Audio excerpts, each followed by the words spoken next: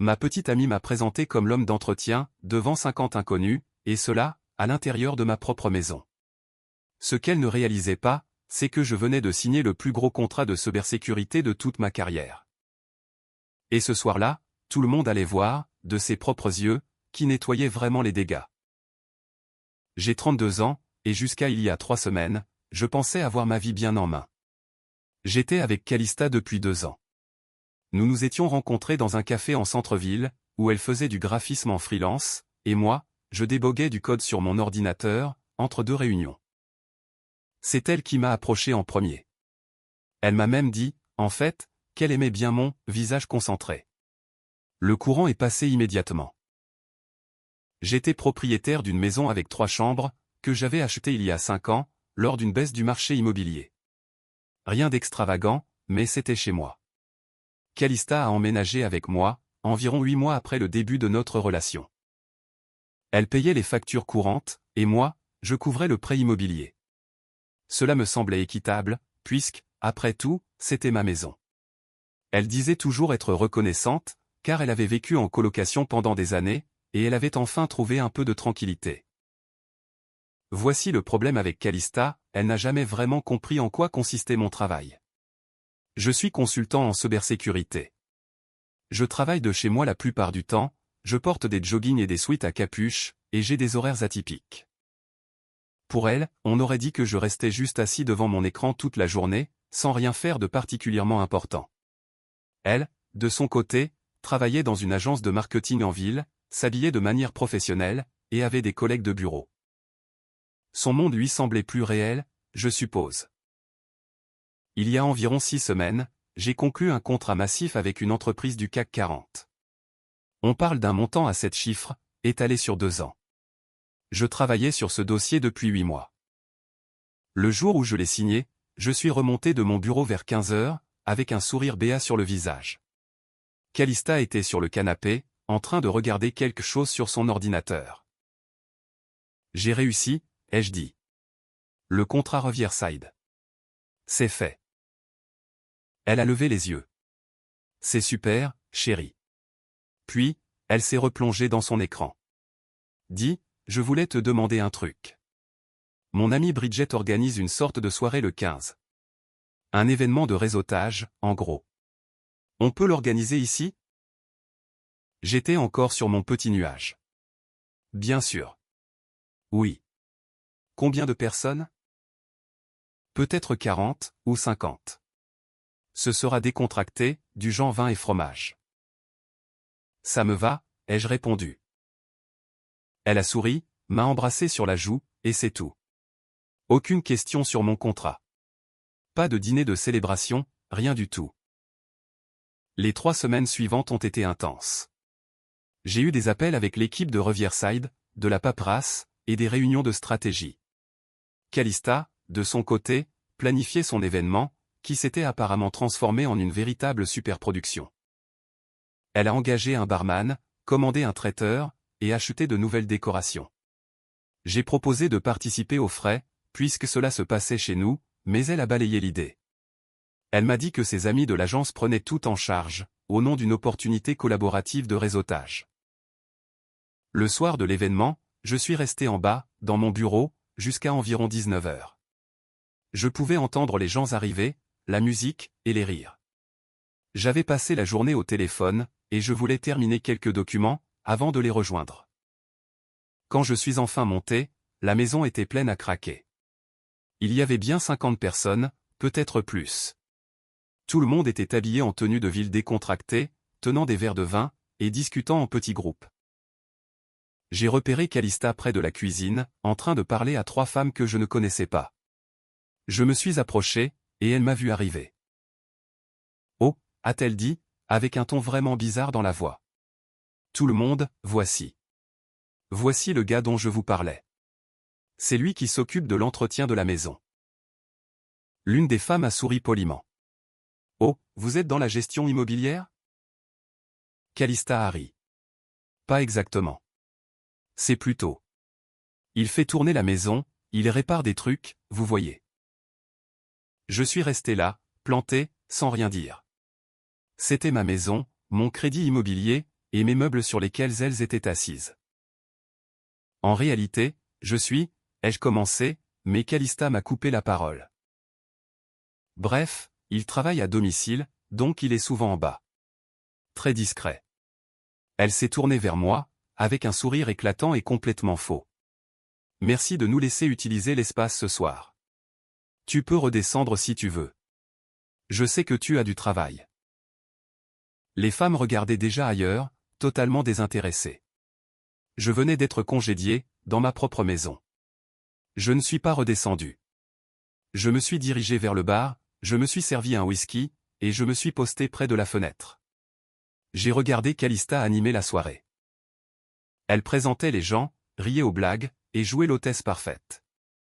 À chaque fois que quelqu'un posait des questions sur la maison, elle restait très vague. Chez un ami, une connaissance. Une fois, je l'ai même entendu dire « une propriété familiale ». Vers 21h, un type dans un costume hors de prix s'est approché de moi. « Superbe endroit », a-t-il dit. « Vous connaissez Calista par le travail ?» Je suis son petit ami, ai-je répondu. Je suis le propriétaire de la maison. Il a haussé les sourcils. Oh. Elle avait dit. Je pensais que vous étiez le gardien de l'immeuble, ou quelque chose du genre. Non, ai-je rétorqué. Juste le concierge, apparemment. Il a eu l'air mal à l'aise, et a trouvé une excuse pour s'éclipser. J'ai terminé mon verre, et je suis allé chercher Calista. Elle était sur la terrasse à l'arrière, avec un groupe de 6 personnes. Je me suis approché, et je me suis tenu à côté d'elle. Calista, ai-je dit doucement. On peut parler ? Elle m'a à peine regardé. Je suis un peu occupé, chérie. Ça peut attendre ? Tu m'as présenté comme l'homme d'entretien. Elle a ri nerveusement. Je n'ai pas dit ça. Tu as dit que je m'occupais de l'entretien. Tu as raconté aux gens que je faisais tourner la baraque. L'un de ses amis s'est raclé la gorge. On va vous laisser une minute. Ils se sont tous dispersés. Calista s'est tournée vers moi, l'air agacé. C'est quoi ton problème ? Je fais du réseau. C'est important pour ma carrière. Ta carrière, ai-je répété. Dans ma propre maison, où tu as dit à tout le monde que j'étais, en gros, le personnel de ménage. Mon Dieu, tu es tellement susceptible. Je ne voulais juste pas expliquer toute notre situation de vie. C'est compliqué. Qu'est-ce qui est compliqué ? Nous sommes ensemble. Je possède cette maison. Et tu vis ici. Elle a croisé les bras. Tu ne comprends pas. Ces gens sont des professionnels sérieux. Si je dis que mon copain travaille de chez lui, en jogging toute la journée, ça me donne une mauvaise image. Comme si je manquais d'ambition. J'ai signé un contrat à 2 millions d'euros, il y a 3 semaines. Elle a cligné des yeux. Quoi ? Le contrat Riverside. Je t'en ai parlé. Un montant à 7 chiffres. C'est le plus gros contrat de ma carrière. Tu m'as dit que c'était pour le boulot. Tu n'as pas précisé le montant. Tu n'as pas posé la question. Nous sommes restés là, immobiles. La musique résonnait depuis l'intérieur. Quelqu'un a ri beaucoup trop fort. Eh bien, a fini par dire Calista, c'est super. Mais tu aurais quand même pu rester en bas, ce soir. Cet événement était important pour moi. Je lui ai tourné le dos, je suis allé dans mon bureau, j'ai fermé la porte à clé, j'ai ouvert ma boîte mail, et j'ai envoyé un message à mon agent immobilier, besoin de vendre la maison. Appelez-moi lundi. La fête s'est terminée vers minuit. J'ai entendu les gens partir, Calista remercier tout le monde, et promettre de garder le contact. Je suis resté dans mon bureau. Vers 1h du matin, elle a frappé à la porte. Tu vas sérieusement bouder toute la nuit, a-t-elle crié à travers la porte. Je n'ai pas répondu. Finalement, elle est allée se coucher. Le lendemain matin, j'étais à la table de la cuisine avec un café, quand elle est montée. Elle avait l'air fatiguée, peut-être la gueule de bois. Il faut qu'on parle, ai-je dit. Elle s'est versé un café, et s'est assise. Écoute, je suis désolé de ne pas avoir fait plus de cas de ton histoire de travail. C'est génial que tu aies décroché ce contrat.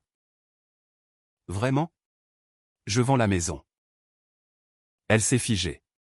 Quoi? Tu m'as bien entendu. Je la mets sur le marché. Mon agent vient lundi, pour faire l'état des lieux. Tu n'es pas sérieux. À cause de la nuit dernière? La nuit dernière a clairement montré comment tu me considères. Comment tu perçois cette relation? Je ne vais pas vivre dans un endroit où l'on me traite comme si j'étais invisible. Je ne t'ai pas traité comme si tu étais invisible. C'est juste que j'essayais de garder l'attention sur l'événement. En mentant sur qui je suis. Elle a claqué sa tasse sur la table. Très bien. Tu veux que je m'excuse? Je suis désolé. Je n'aurais pas dû minimiser ton travail. T'es content? Où vas-tu aller, quand j'aurai vendu? Son visage a pâli. Tu me mets à la porte? Je vends. Il va falloir que tu trouves une solution. C'est de la folie.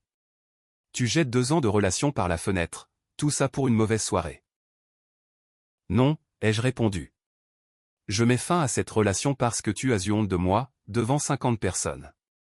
Et aussi parce que, quand je t'ai annoncé la plus grande réussite de ma carrière, tu as simplement dit « c'est super, chérie », avant de changer de sujet.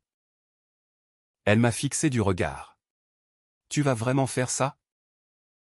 Ouais. Elle s'est levée, a attrapé son sac à main, et elle est partie. Elle n'est pas rentrée ce soir-là. Calista est revenue 2 jours plus tard, avec sa sœur. Elles ont emballé ses affaires en silence, pendant que je travaillais en bas. Vers 18 h, sa sœur a frappé à la porte de mon bureau. Elle est partie, a-t-elle dit. Je peux te parler une seconde? Je l'ai laissée entrer. Elle s'est assise sur le rebord de mon bureau. Elle m'a raconté ce qui s'est passé, m'a-t-elle dit. L'histoire de la soirée. Écoute. J'aime ma sœur, mais elle a toujours été comme ça. Obsédée par l'image. Toujours inquiète de ce que pensent les autres. C'est épuisant. Pourquoi tu me racontes ça?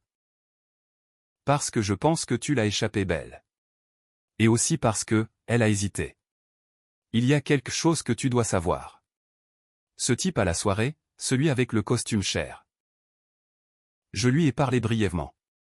Il s'appelle Graham. C'est un vice-président dans son agence. Ils couchent ensemble depuis 3 mois. Je me suis adossé à ma chaise, sans dire un mot.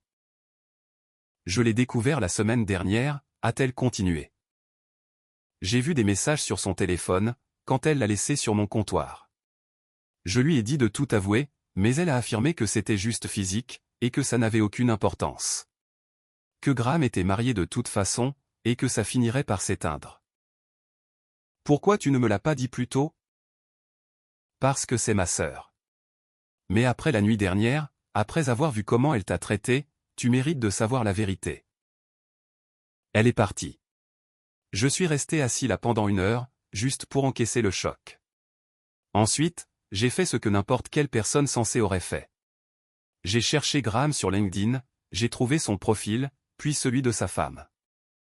Elle travaillait dans le développement d'associations, et elle avait l'air gentille. Ils avaient 2 enfants. J'ai créé une adresse email anonyme, et je lui ai envoyé un seul message. Votre mari a une liaison avec quelqu'un de son bureau. Elle s'appelle Calista Monroe. J'ai pensé que vous méritiez de le savoir. Je suis désolé d'être celui qui vous l'annonce. Je ne m'attendais pas à une réponse, mais 2 heures plus tard, elle a répliqué « Merci ». J'avais des doutes. Avez-vous des preuves? Je n'en avais pas, mais je lui ai donné le numéro de téléphone et le compte Instagram de Calista. Je lui ai précisé que je n'étais que le messager. Calista m'a appelé, pas un texto. Un appel. Qu'est-ce que tu as fait? A-t-elle hurlé dans le téléphone. Je suis au travail, ai-je dit calmement. Quel est le problème? La femme de Graham a débarqué au bureau. Elle a fait un scandale, elle lui a crié dessus devant tout le monde. Les ressources humaines s'en sont mêlées. Il est en congé administratif. Et sa femme demande le divorce. C'est fâcheux. C'est toi qui lui as dit? Dis quoi? À propos de moi et de Graham. Je ne vois pas de quoi tu parles. Elle pleurait maintenant. Tu as tout gâché. Graham refuse de me parler. Mes collègues ne veulent plus me regarder. Ils me traitent de briseuse de ménage. Ça ressemble fort à des conséquences. Je te déteste. C'est de bonne guerre, ai-je conclu, avant de raccrocher. La maison s'est vendue en 2 semaines. J'ai eu de multiples offres. Elle est partie pour 40 000 € au-dessus du prix demandé. J'ai utilisé les bénéfices pour verser un acompte sur un bel appartement, avec vue sur l'eau. L'espace est plus petit, mais il est à moi. Pas de fantôme, et aucun souvenir d'avoir été traité de concierge, au beau milieu de mon propre salon. J'ai appris, par des amis communs, que Calista avait dû quitter son agence. L'affaire avec Graham a rendu l'ambiance beaucoup trop pesante, et elle a accepté, d'un commun accord, de se séparer de l'entreprise.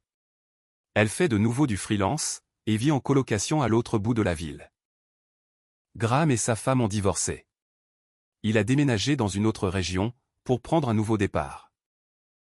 Quant à moi, le contrat Riverside s'est révélé incroyable. Le travail est stimulant. La rémunération est indécente. Et j'ai déjà été approché pour 2 autres gros projets. Je fais de nouvelles rencontres. Rien de très sérieux, juste des rendez-vous autour d'un café, ou des dîners avec des femmes qui, elles, me posent des questions sur mon métier, et qui m'écoutent quand je leur réponds. La semaine dernière, je suis tombé sur l'une des amies de Calista, celle qui était présente à la soirée. Elle m'a reconnu dans une librairie, et s'est approchée pour me dire bonjour. J'ai entendu parler de votre rupture, m'a-t-elle dit. Je suis désolé que ça n'ait pas marché. C'est pas grave, ai-je répondu. Ce sont des choses qui arrivent. Pour ce que ça vaut, a-t-elle ajouté, après cette soirée, plusieurs d'entre nous ont fini par comprendre que c'était vous le véritable propriétaire. L'histoire de Calista ne tenait pas debout. C'était flagrant qu'elle avait honte de vous pour une raison obscure, ce qui était complètement absurde, surtout quand on y pense. Elle a fait un vague geste de la main. Bref, vous avez l'air d'aller bien. C'est le cas, ai-je confirmé. Et je le pensais sincèrement. Je ne pense plus beaucoup à Calista, désormais. Parfois, je me demande si elle a fini par réaliser à quel point elle avait tout gâché, ou si elle pense toujours que j'ai surréagi. Mais honnêtement, ça n'a plus d'importance. J'ai appris une leçon essentielle. Ne laissez jamais personne vous faire sentir inférieur, et encore moins, sous votre propre toit. Et si cela arrive, nettoyez les dégâts, et passez à autre chose. Beaucoup de gens me demandent si je me sens coupable d'avoir prévenu la femme de Graham. La réponse courte, non. Elle méritait de savoir. L'infidélité n'est pas un crime sans victime, et je n'allais certainement pas protéger une personne, qui avait contribué à m'humilier. Oui. La maison s'est vendue très vite. Le marché immobilier est complètement fou en ce moment. J'ai reçu 3 offres, en l'espace d'une semaine de mise en vente. À tous ceux qui disent que j'aurais dû confronter Calista au sujet de Graham lors de la rupture, je voulais une sortie nette, sans bavure. Aborder le sujet de sa liaison aurait rendu les choses beaucoup plus chaotiques. Et de toute façon, tout révéler à sa femme était une vengeance bien plus propre.